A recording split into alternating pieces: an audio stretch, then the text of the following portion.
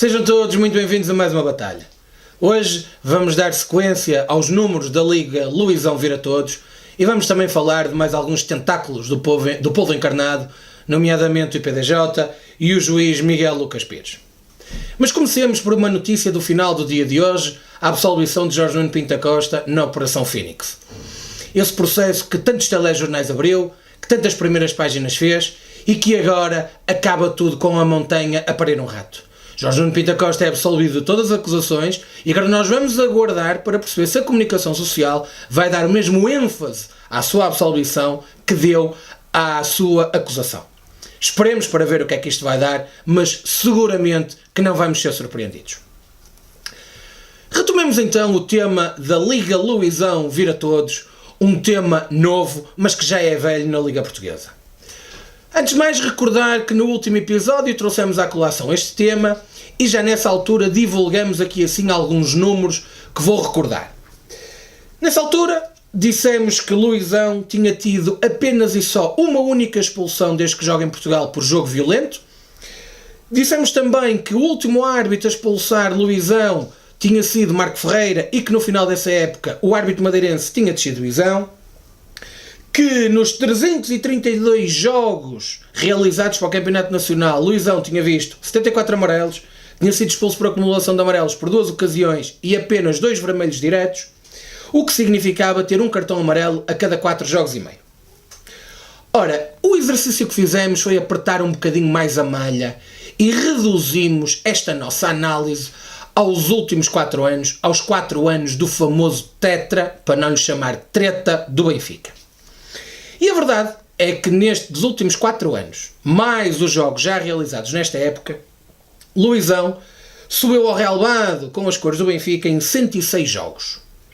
Desses 106, ou nesses 106 jogos, viu 15 amarelos, não foi alvo de nenhuma expulsão por acumulação de amarelos e foi expulso por vermelho uma ocasião por Marco Ferreira. Uma das curiosidades é que nestas 4 épocas, Luizão nunca completou sequer uma série de 5 cartões amarelos. Vejam bem, o anjinho Luizão, nestes 4 anos, nunca cumpriu sequer um jogo de castigo por fechar uma série de 5 cartões amarelos. Leia-se. Em 2013-2014, viu 3 amarelos. Em 2014-2015, 4 amarelos. Em 2015-2016, 3 amarelos. Em 2016-2017, 4 amarelos. E este ano, em 11 jogos, o pobre Luizão viu apenas e só 1 amarelo. Que disciplinado que ele é. Que anjinho que ele é. Que impune Luizão é efetivamente no Campeonato Português. Mas, traçando um termo comparativo com os jogos europeus, e nestas coisas o termo comparativo com a Europa é sempre importante para percebermos os 2 pesos e 2 medidas que existem relativamente ao mesmo jogador, vamos verificar o seguinte.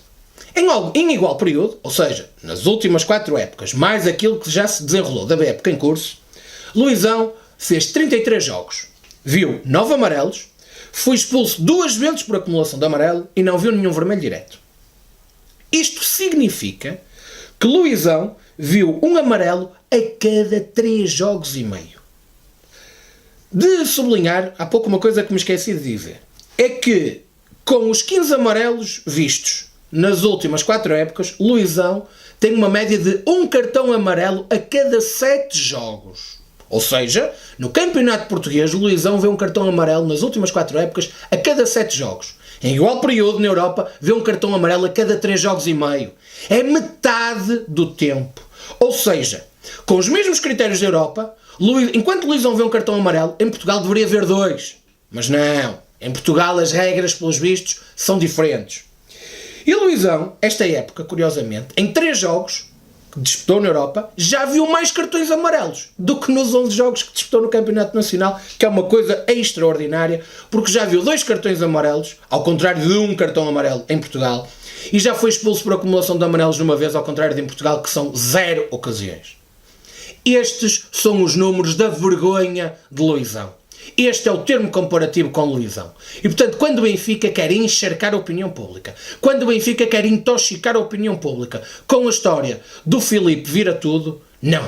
Nós temos o Luizão vira todos. Luizão que é agressivo, que é faltoso, tem esta absoluta impunidade no campeonato português. Viremos agora agulhas para o polvo. O polvo, que foi o compromisso que o Batalha assumiu que iria combater desde o seu primeiro dia, o polvo continua a ser desmontado e continua a ser desnudado aqui no Batalha. Comecemos pelo IPDJ.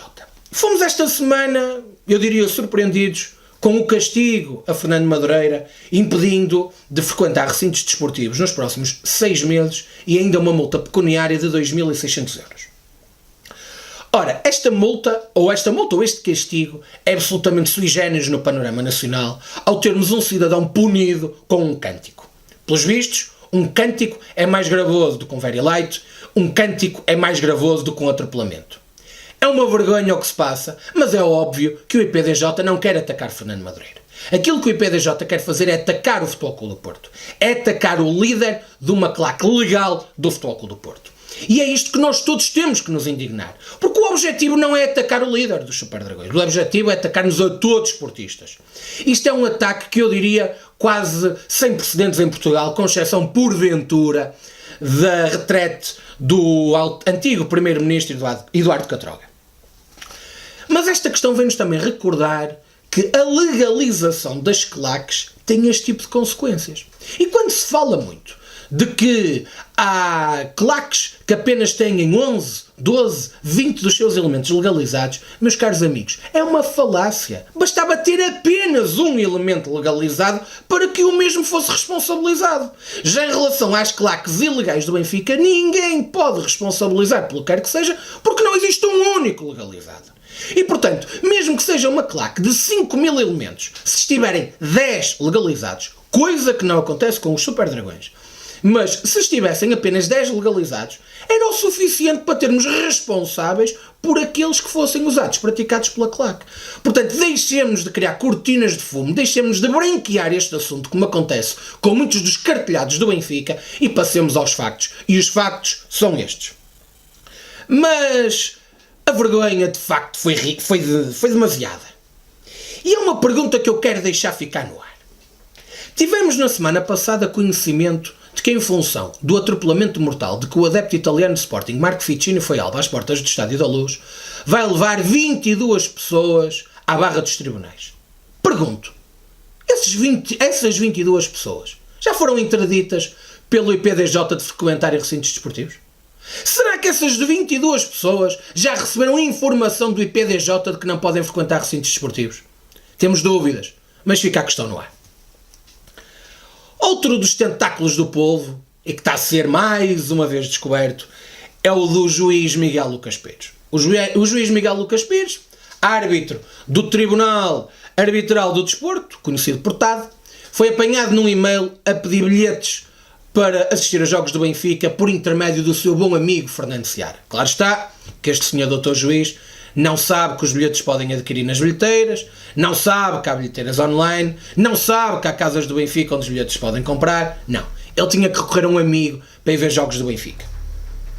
Mas sobre este tema e sobre esta matéria em particular, eu não vou estar aqui a detalhar muito sobre o argumentário. Isto porque podem consultar no Batalha. Durante o dia de hoje fizemos 4 episódios sobre este tema e está lá tudo em detalhe, e eu exorto a que todos vão de facto ler estes 4 capítulos, que têm os seguintes títulos muito sugestivos. Capítulo 1, o árbitro de Ferreira Nunes. Capítulo 2, o pireta de Coimbra. Capítulo 3, pireta, o antiportista. Capítulo 4, árbitros, justiceiros e figurões. E portanto, sobre este tema vejam lá tudo. Mas há uma coisa que eu quero dizer sobre isto. Nós não sabemos se há factos de corrupção associados a isto ou não.